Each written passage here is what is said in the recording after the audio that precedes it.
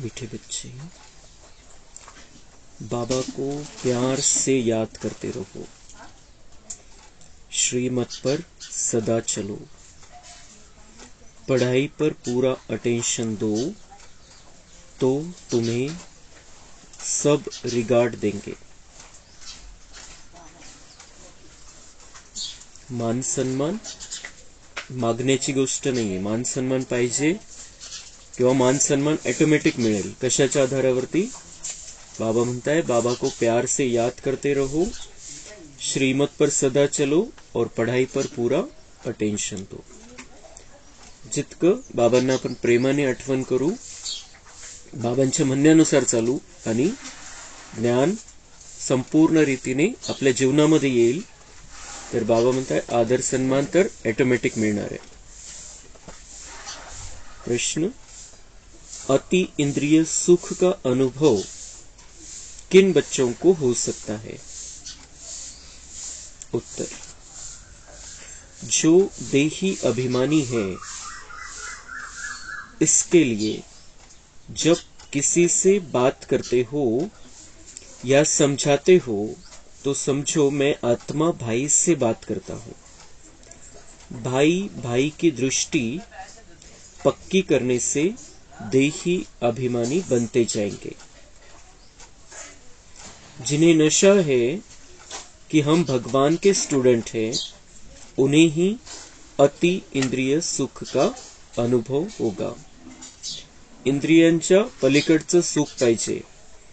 इंद्रियांच्या द्वारे आपण सुख प्राप्त करतो ते विनाशी आहे, तात्पुरतं आहे आणि त्या सुखामध्ये दुःख सामावलेले, जे काही शरीराच्या द्वारे, शरीराच्या इंद्रियांच्या द्वारे आपण प्राप्त करतो. पण अतिंद्रिय सुख असं आहे जे अविनाशी आहे, जे कशावरती अवलंबून नाहीये, कोणत्याही 5 तत्वांनी बनलेल्या वस्तू, व्यक्ती, वैभवावरती. तर त्याचा अनुभव करायचा आहे. तर 2 गोष्टी बाबा म्हणताय की देही अभिमानी बनना है और दूसरा, जिन्हें नशा है कि हम भगवान के स्टूडेंट हैं. कोणाकडून ज्ञान प्राप्त करतोय? डायरेक्ट परमपिता परमात्म्याकडून. आणि दुसरं बुद्धीमध्ये पाहिजे कि मैं आत्मा हूं और सामने वाला भी आत्मा है. आत्मा आत्मा भाई भाई है, किसी से भी बात करते हैं, किसी को भी समझाते हैं, मैं आत्मा अपने आत्मा भाई से बात कर रहा हूं.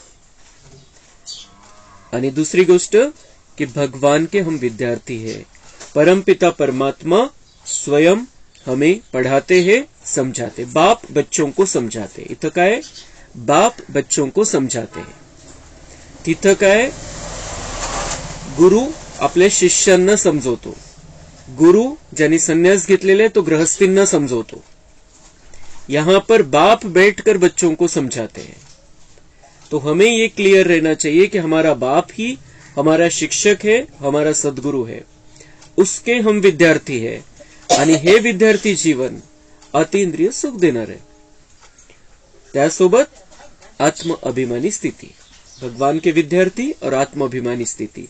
तर अशा सुखाचा अनुभव होईल आपल्याला की जे टिकणारं राहील आणि जे प्युअर राहील, ज्याच्यामध्ये कुठल्याही प्रकारचं दुःख राहणार नाही, जसं या दुनियेमध्ये.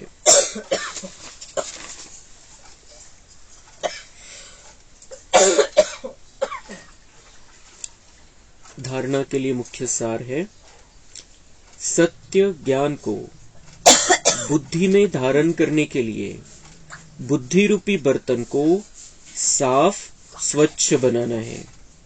व्यर्थ बातों को बुद्धि से निकाल देना है. इतके सुंदर सुंदर बाबांचे ज्ञानरत्न ज्या बुद्धीमध्ये ठेवायचे, त्या बुद्धीमध्ये आपण कचरा भरून ठेवलेला आहे. तर त्या ज्ञानरत्नाचा काय उपयोग काय होईल आपल्याला?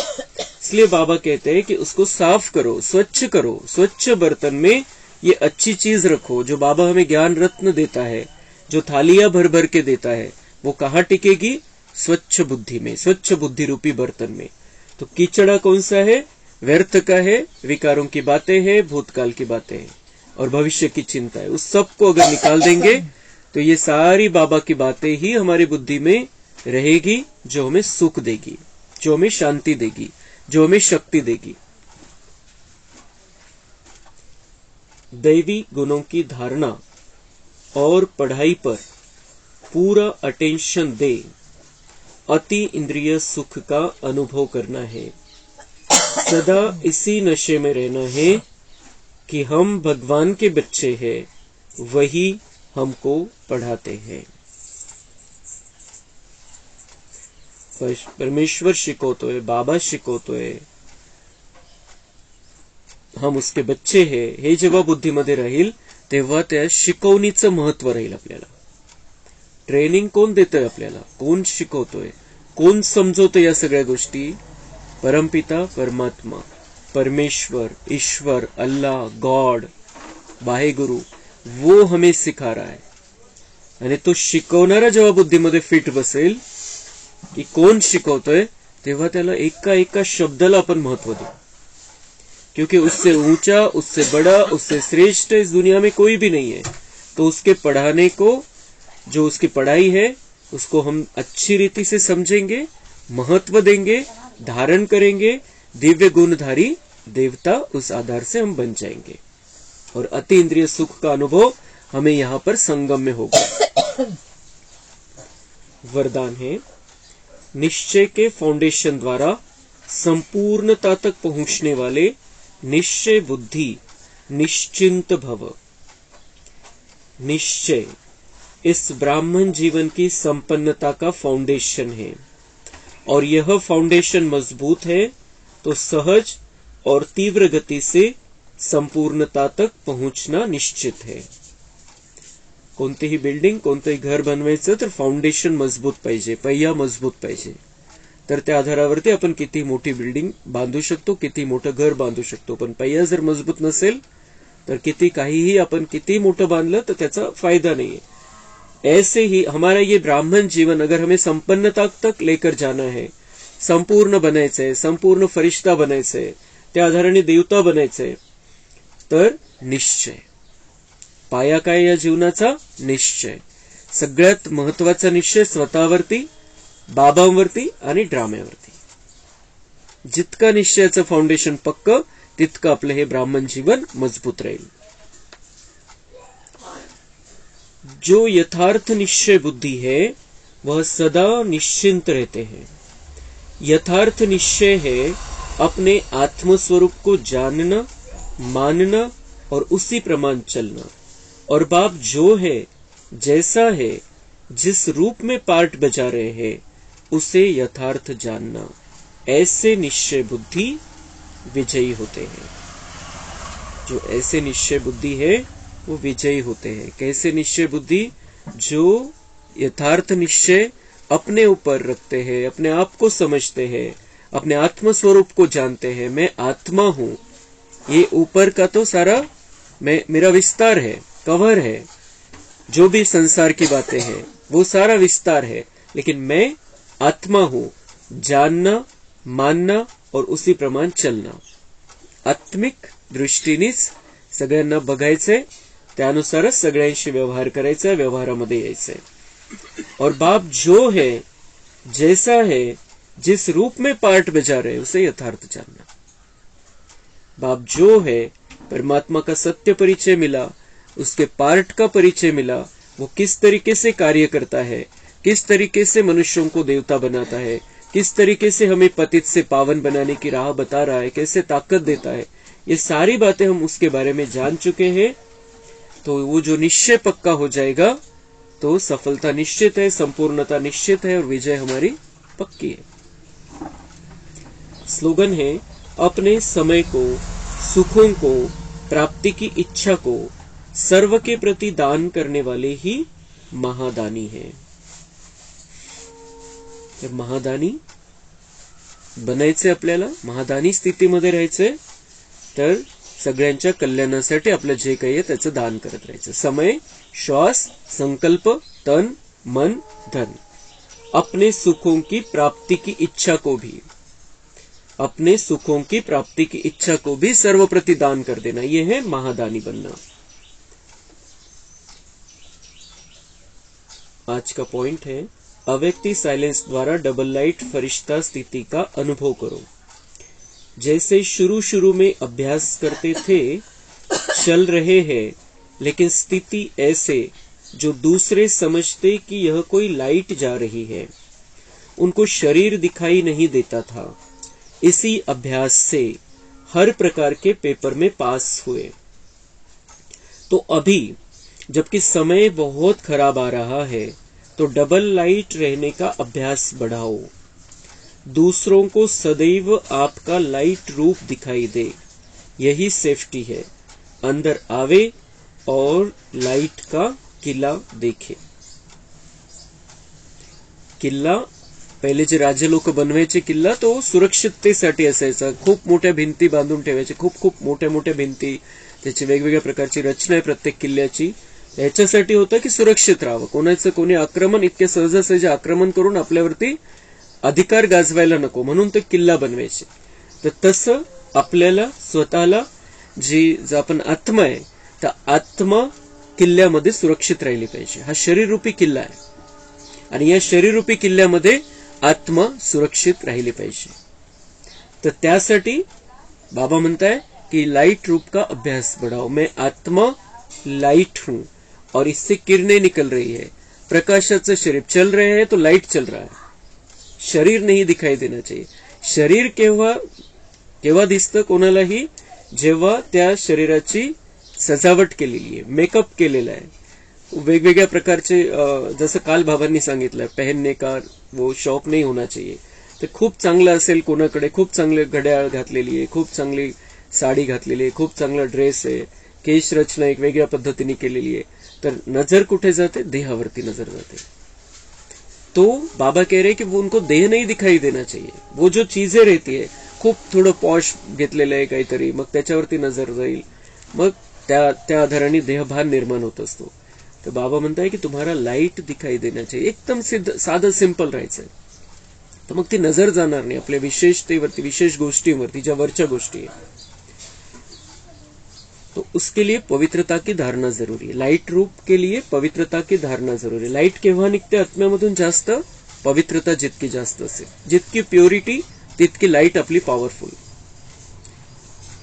जसं आपण रात्रीच्या वेळेला रोडवरती गाडी आपण जेव्हा बघतो, समोरून गाडी येत असते तर गाडी नाही दिसत, त्याचा लाइट दिसतो, हेडलाइट खूप पॉवरफुल लाइट असेल तर लाइट दिसतो, गाडी नाही दिसत। तो ऐसे ही कोई भी हमें देखे, कोई भी हमारे पास आए, उन्हें लाइट रूप का साक्षात्कार हो जाए, त्यांना आपल्या आत्मरूपाचा साक्षात्कार व्हायला पाहिजे।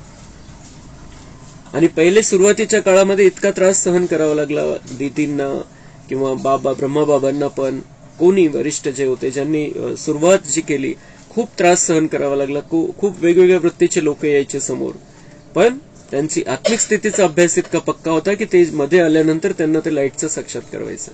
ही काहीतरी दिव्य मूर्ती असं वाटायचं त्यांना, शरीर नाही दिसायचं। शरीर भानाच्या हिशोबाने ते काहीतरी तमोप्रधानता घेऊन यायचे, पण सगळं मग ते विसरून जायचे समोर। तर आता पण पुढच्यासाठी बाबांनी अटेन्शन आपलं खेचलेलं आहे की अभी जबकि समय बहुत खराब आ रहा है, तो डबल लाइट रहने का अभ्यास बढ़ाओ।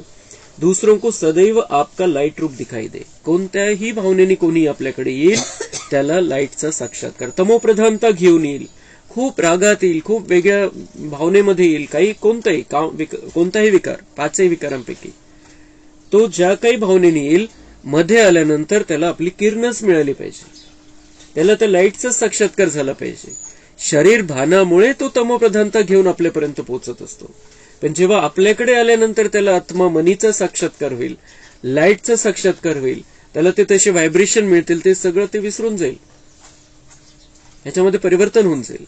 तो ये जो समय नाजुक आता जा रहा है, लोग आएंगे, परिस्थिति आएगी, लेकिन हमें अचल अडोल अगर रहना है, अगर हमें उस परिस्थिति में भी सबका कल्याण करना है, तो हमें लाइट रूप में रहना पड़ेगा।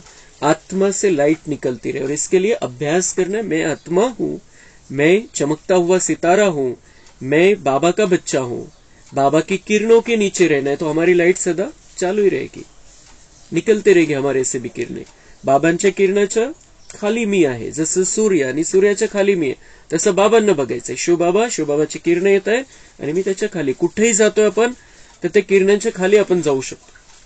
बाबा और मैं साथ साथ, नुसतं शब्दाच्या द्वारे नाही, बाबा और मैं साथ साथ, तर त्याची किरणं आपण बघत राहायची। तो अनुभव आपला एक वेगळा सुंदर अनुभव राहील आणि आपल्या सुरक्षेचं साधन बनेल। अच्छा, मीठे मीठे सिक्के लधे बच्चों प्रति माता पिता बाप दादा का याद प्यार और गुड मॉर्निंग। रूहानी बाप की रूहानी बच्चों को नमस्ते। हम रूहानी बच्चों की रूहानी बाप दादा को याद प्यार, गुड मॉर्निंग, नमस्ते। वाह बाबा वाह, शुक्रिया बाबा शुक्रिया।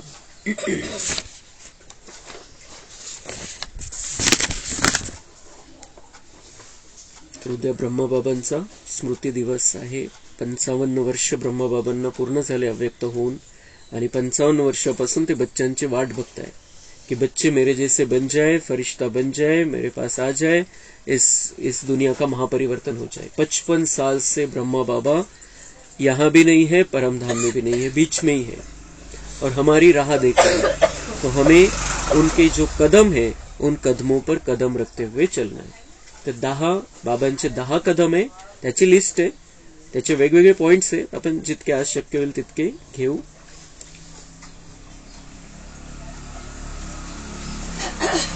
ब्रह्मा बाप समान संपन्न और संपूर्ण बनने के लिए ब्रह्मा बाप के 10 कदम। पहला कदम, ब्रह्मा बाप समान उदार चित्त बनो।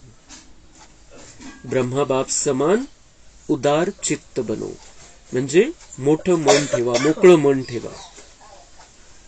जैसे साकार ब्रह्मा बाप विशेष उदार चित्त के गुण से सर्व का उद्धार करने के निमित्त बने, ऐसे फॉलो फादर करो। मनसा वाचा कर्मणा संबंध संपर्क सब बातों में उदार चित्त, बड़ी दिल वाले बनो। हर आत्मा की कमियों को समाओ और उन्हें गुण व शक्ती का सहयोग दो। सगळ्यांचं कल्याणाचीच भावना बाबांनी कायम ठेवली, मोठं मन ठेवलं आणि जो भी कोई किसी में कमी कमजोरी उनको नजर आती थी उन्हें वो समा लेते थे। है कमजोरी है, ठीक है, कुछ विकारों का प्रभाव है, उससे बाबा गुण और शक्ति का सहयोग देते थे, करके दिखाते थे कुछ और कुछ सकाश देते थे, तो उससे वो आत्मा परिवर्तन हो जाते। आपल्यालाही तसंच कोणाकडे बघताना दोषपूर्ण नजरेने बघायचंच नाहीये। है जो है ठीक है, जो भी कुछ है, पिछले कर्मों का हिसाब किताब, पिछले संस्कार, 63 जन्मों का वो जीवन, अलग अलग लोगों के साथ रहना, वो जो संस्कार आ गए हैं उस कारण से, और आत्मा की चार्जिंग कम हुई है उस कारण से कुछ गड़बड़ है, तर त्याला दुरुस्त करणारे पण आपण आहे। तो हमें करके दिखाना है। अपना जो चाल चलन है, बोल चाल है, व्यवहार है, उसमें दिव्यता अगर रहेगी और हम उस आत्मा को शक्ति देते रहेंगे तो उसको सहयोग मिल जाएगा, उसमें भी परिवर्तन की भावना आ जाएगी और वो आत्मा परिवर्तन हो जाएगी। जैसे ब्रह्मा बाबा ने किया वैसे ही हमें भी करना है।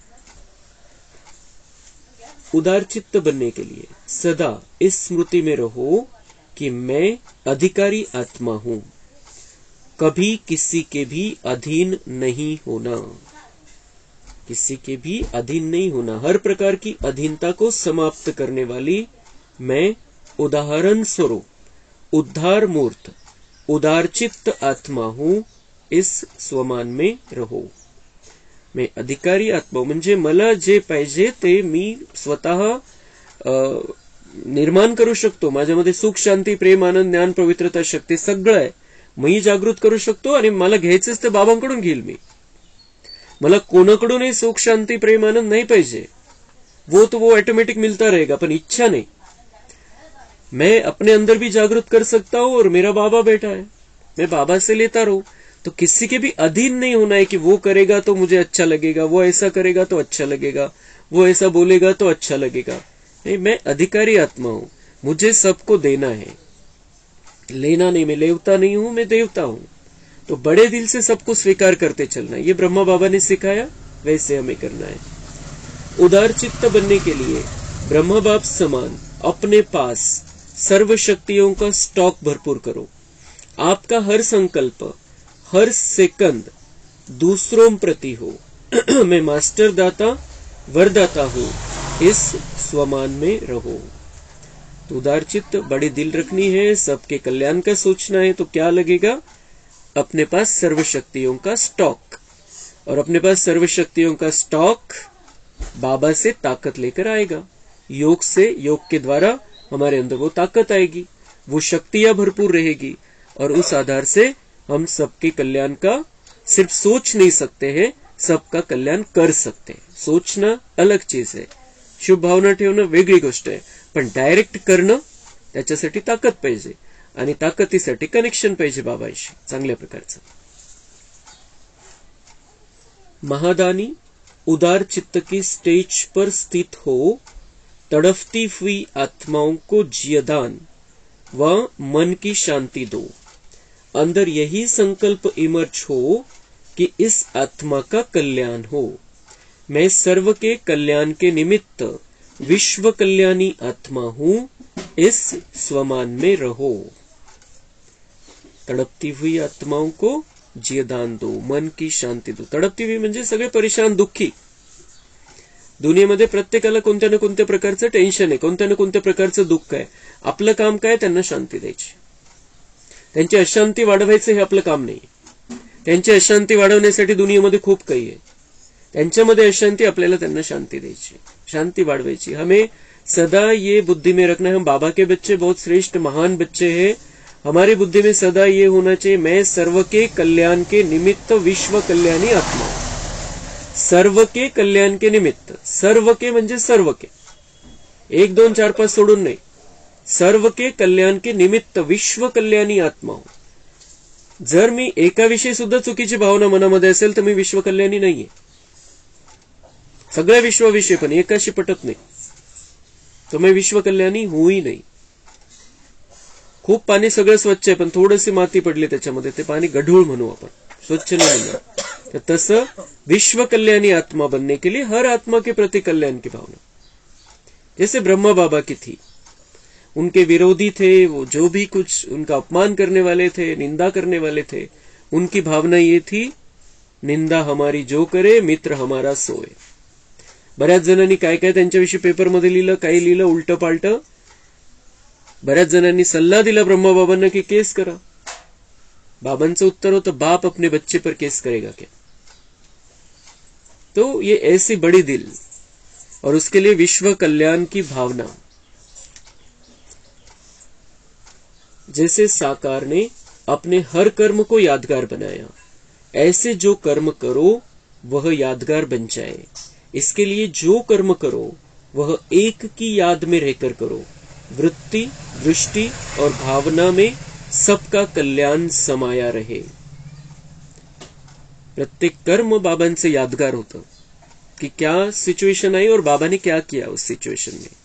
तो ऐसे ही हमारा भी हर कर्म, सिचुएशन आएगी, परिस्थिति आएगी, संकट आएंगे, लेकिन हमें उस समय स्थिर चित्त, शांत चित्त रहना है, ज्ञान युक्त, योग युक्त रहना है, और उस परिस्थिति को हैंडल करना है।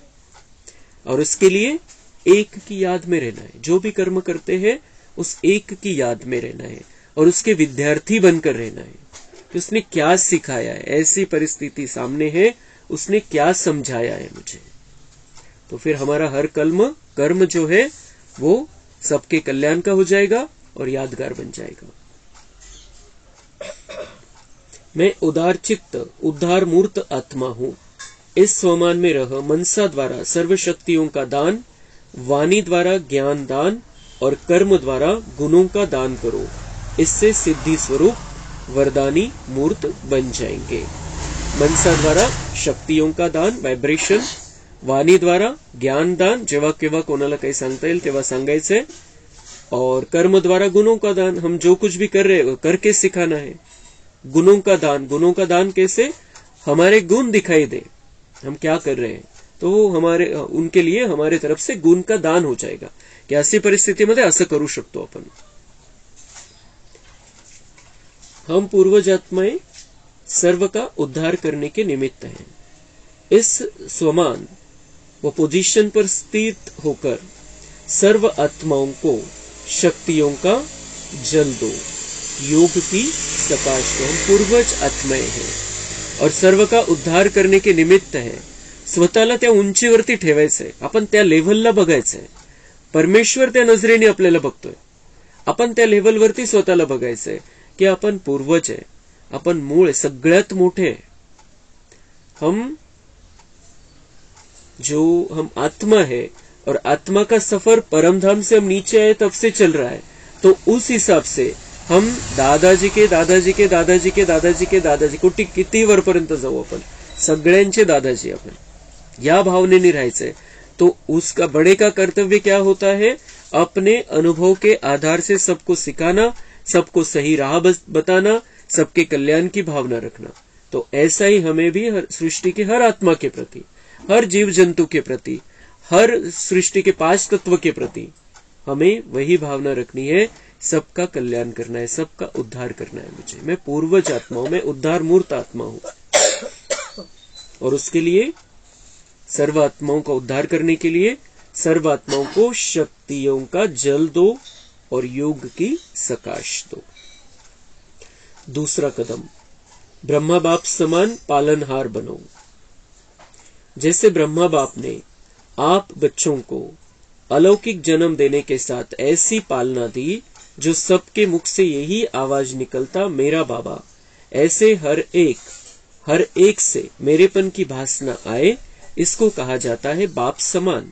जो संपर्क में आए उसे रिलेशन की अनुभूति कराओ, फिर कनेक्शन सहज हो जाएगा. कोई भी हमारे संपर्क में आता है, हमें आत्मिक दृष्टि से उसे देखना है, आत्मिक भावना से देखना है, बाबा की याद से उसे कुछ बातें करनी है, समझाना है. तो वो एक तो हमारे गुण उसे अच्छे लगेंगे, और जो गुणदाता मेरा बाबा है वो उसकी तरफ भी आकर्षित हो जाएगा, वो उसकी तरफ आकर्षित हो जाएगा, उससे कनेक्शन उसका जुड़ जाए. ब्रह्मा बाबा के संपर्क में कोई भी आया, उसके भी मुख से यही निकलता था, मेरा बाबा है, वो मेरा बाबा है. ब्रह्मा बाबा ने खुद में किसी को नहीं अटकाया, लेकिन जिनकी भी वो सेवा करते गए, उन्होंने बिल्कुल ये भावना सबको पक्की कराई, बाबा कराता है. तो वो सब जो भी हमारे कांटेक्ट में रहे, जो भी हमारे रिलेशन में आए, हमें उनकी सेवा करनी है, सब कुछ करना है, बहुत अच्छा सोचना है, बहुत अच्छी राह दिखानी है, बहुत अच्छे से उनको हैंडल करना है. लेकिन उनकी बुद्धि में ये आना चाहिए कि वो मेरा भी बाबा है, वो भगवान के साथ उनका कनेक्शन हमें जोड़ना है. त्यांना जो संपर्क में आए उसे रिलेशन की अनुभूति कराओ, फिर कनेक्शन सहज हो जाएगा. तो जो संबंध आहे आपला त्याच्याशी आणि त्यांचा पण त्याच्याशी, तो जो संबंध आहे, तो संबंध त्यांना लक्षात आणून द्या. म्हणजे त्यांना रिलेशन लक्षात आलं, नातं लक्षात आलं परमात्म्याशी, तर त्यांचं कनेक्शन सहज होऊन जाईल. नातं पाहिजे कनेक्शन होण्यासाठी, संबंध जुड़ण्यासाठी नातं काय ते कळालं पाहिजे. तो ऐसे ही बाबा कह रहे कि उनको रिलेशन की अनुभूति कराओ तो उनका कनेक्शन सहज हो जाएगा. आप जिनके भी निमित्त बनते हो उनकी ऐसी पालना कर बड़ा करो जो वे प्रेम और पालना द्वारा अविनाशी वर्षे के अधिकारी बन जाए. उन्हें ऐसा शक्तिशाली बनाओ जो वे सदा अपने को विघ्न विनाशक, शक्ति संपन्न, हेल्दी और वेल्दी अनुभव करे. ज्यांच्यासाठी आपण निमित्त बनलेलो आहे किंवा जे बाबांचे बच्चे आपल्या कॉन्टॅक्ट मध्ये, त्यांची पालना आपल्याला करायची. जसे ब्रह्माबाबांनी सगळ्यांची पालना केली, तशी पालना कोणती करायची? सहयोग द्यायचा आहे, शक्तीचा सहयोग द्यायचा है. और ऐसी पालना करनी है जो वो भी वर्षे के अधिकारी बन जाए, वर्षे के अधिकारी बन जाए. आपल्याशी नाही जोडायचंय, बाबांशी जोडायचंय. वर्षे के अधिकारी, वर्षा बाबा देगा. और ऐसा शक्तिशाली बनाओ, उनको ऐसा शक्तिशाली बनाओ. हर आत्मा कमजोर है, हर आत्मा की चार्जिंग कम हो गई है, क्योंकि हम बहुत बहुत बहुत वर्षों से इस धरती पर है. हम 84 जन्मों से इस धरती पर है. जवळपास जे रेग्युलर मुरली ऐकणारे बाबांचे बच्चे, ज्यांना मुरलीमध्ये रस आहे, हे नक्की आहे की ते 84 जन्मापासून आहे, जवळपास 84 जन्मापासून आहे. कारण सगळे 9 लाखापासून सुरुवात होणार आहे आणि पहिला एक दोन जन्म जर सोडले आपण तर मग ती संख्या बरीच होऊन जाईल. 50 लाख 1 कोटीपर्यंत सुरुवातीला जाऊ शकते. 50 लाखाची संख्या होऊ शकते सुरुवातीची. 1 2 3 जन्म म्हणजे आपले 80 जन्मापेक्षा जास्त जन्म आहे जे रेग्युलर मुरली ऐकणारे. कारण आजची जी परिस्थिती आहे त्यानुसार रेग्युलर मुरली ऐकणारे बाबांचे बच्चे 50 लाख आहे. बाकीचे तर तेवढ्यापुरते तेवढे येणार है. तो हमें अपने लिए ये पक्का करना है और अपनी शक्तियों को जागृत करना है कि मेरे कम से कम 80 है, लेकिन मुझे ये पक्का यकीन है की मेरे 84 जन्म है. मुझे स्टार्ट में आना है. इतकं पक्क आपण स्वतःला ठेवायचं. जितकं आपण ते पक्क करत जाऊ तितकं आपण स्वतः शक्तिशाली राहू आणि दुसऱ्यांनाही शक्तिशाली बनवत जाऊ.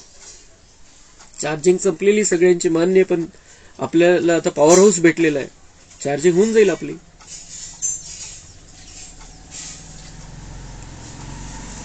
सर्व की पालना करने के लिए अपना जगत माता, ज्ञान गंगा व महादानी वरदानी रूप सामने लाओ.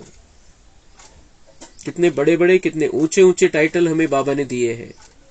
अपना स्वरूप जगत माता, ज्ञान गंगा, महादानी.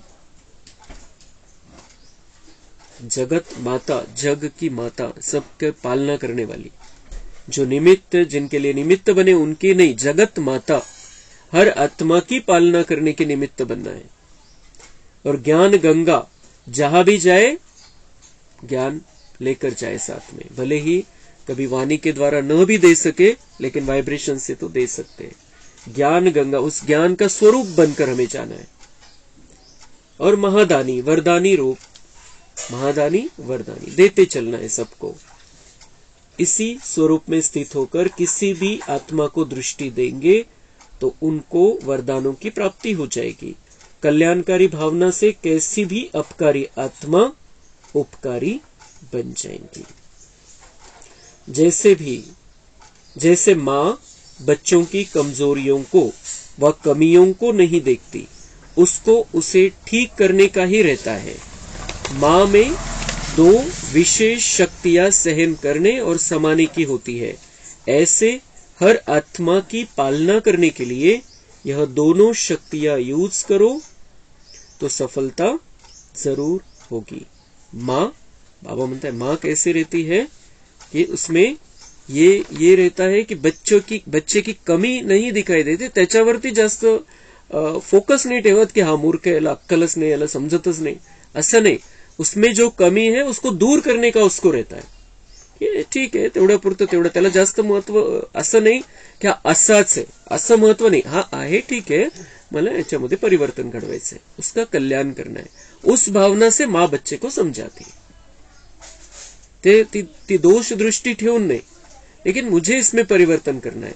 और उसके लिए माँ के अंदर समाने की और सामना करने की शक्ति रहती है. सहन करने की और समाने की दोनों शक्तियां माँ में रहती है. वो सहन कर लेती है, समा लेती है, बच्चे के दोष को अपने अंदर समा लेती है. जाहिर नहीं करत, जाहिर प्रकटन नहीं करत, अपने अंदर समा लेती है और उसके सुधारने की, परिवर्तन की भावना उसमें रहती है और सहन करने की. तर तसंच दुनियेतल्या कोणत्याही आत्म्याला त्या सगळ्यांसाठी आपण माताचं रूप आपलं धारण करायचंय, सहन करायचंय, सामावून घ्यायचंय आणि शक्ति द्यायची, परिवर्तन करण्याची.